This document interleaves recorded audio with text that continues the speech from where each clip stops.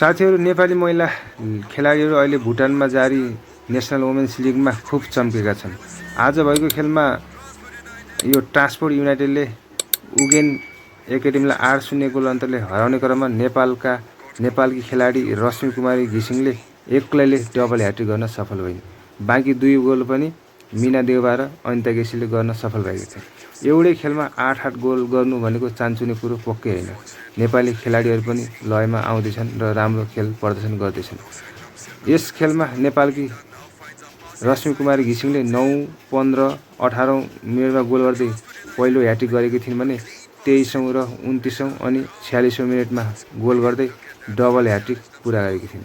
उनले मध्यान्तर अगाडि नै डबल ह्याट्रिक गर्न सफल भएकी थिइन्। यो खेलमा 8-0 ले हराउँदा बाँकी 2 गोल भने मीना देउवा र अनिता केसीले गर्न सफल भएका थिए। तपाईहरुलाई यो नेपाली खेलाडीले गरेको प्रदर्शन कस्तो लाग्यो र रश्मि कुमारी घिसिङले गरेको डबल ह्याट्रिक कस्तो लाग्यो कमेन्ट गर्नुहोला। भिडियो मन परेमा लाइक, कमेन्ट, शेयर गर्न नबिर्सनुहोला र आइडीलाई पनि सब्स्क्राइब गर्न नबिर्सनुहोला है साथीहरु।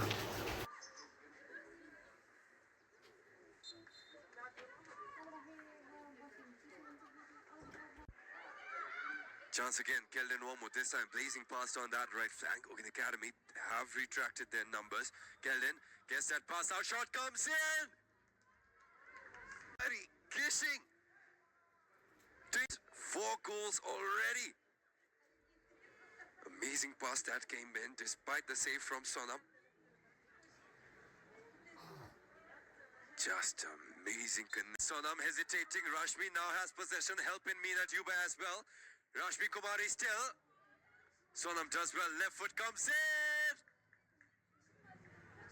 Despite well keeping her composure, Sonam did try to go over to Meena, who she thought was getting the pass, but caught off guard. Now Rashmi having too much fun. Shot comes in. And a double hat-trick for Rashmi Kumari.